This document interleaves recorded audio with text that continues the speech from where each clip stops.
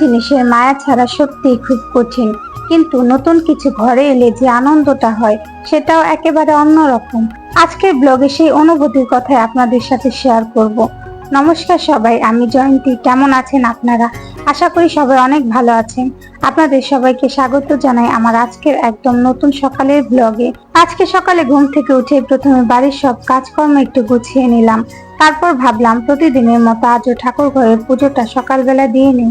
আমি যখন ঠাকুর ঘরে পুজো দিতে এলাম তখন সাথে আমার মেয়েও এসেছিল।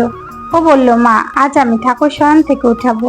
আসলে ছোট থেকে আমার সাথে পুজো দিতে দিতে ও অনেক কিছু শিখে গেছে। এখন মাঝে মাঝে ও নিজে থেকে পুজো করতে চায়। ছোটদের এই আগ্রহগুলো দেখলে সত্যি খুব ভালো লাগে। পূজার জন্য ফুল তুলবো, তাই এবার ছাদে চলে এলাম। সকালবেলা ছাদের পরিবেশটা কিন্তু অসাধারণ সুন্দর লাগছিল। হালকা ঠান্ডা বাতাস, পাখির ডাক সব নিয়ে একদম মন ভালো হয়ে যাওয়ার মতো একটা সকাল। আমাদের ছাদে বিভিন্ন রকমের ফুল ফুটেছে। এই যে জবা ফুল, টগর ফুল, তারাগাঁদা ফুল, সাদা নীলকণ্ঠ, সবগুলো ফুলে ভীষণ সুন্দর। যদিও আজকে অন্য দিনের তুলনায় ফুল একটু কম ফুটেছে, জানি না কেন। এক একদিন গাছগুলোতে একেবারে ফুলে ভরে যায়, আবার এক একদিন এত কম ফুল ফুটে। তবুও যতটুকু ছিল পুজোর জন্য তুলে নিলাম। তারপর নিচে নেমে বাড়ির পিছন দিকটাও একটু দেখলাম, এখানেও ঝুমকো জবা ফুল ফুটেছে। ফুলগুলো তুলে আবার বাড়ির সামনের দিকটাও গেলাম, সেখানে অনেকগুলো গাছ লাগানো হয়েছে। কাঞ্চন ফুল, কাঠমালতি ফুল, ফুল আমার খুব পছন্দ, আর ফুলে ভরা বাড়ি সেটা তো আরো পছন্দ। এরপর চলে এলাম রান্নাঘরে। আজকে একটা নতুন জিনিস আপনাদের দেখাবো। কয়েকদিন ধরে আমাদের গ্যাসের চুলাটা খুব সমস্যা করছিল। অনেকবার সারানো হয়েছে, কিন্তু আর ঠিক মতো কাজ করছিল না। তাই শেষ পর্যন্ত নতুন একটা গ্যাসের চুলা নিয়ে আসতে হলো। সত্যি বলতে কি, পুরনো চুলোটার সাথে অনেক স্মৃতি জড়িয়ে ছিল। এতদিনের সঙ্গী ছিল বললেই চলে। সেজন্য ছাড়তে একটু কষ্ট হচ্ছিল, কিন্তু নতুন চুলাটা যখন রান্নাঘরে বসানো হলো তখন আবার অন্যরকম একটা অনুভূতি।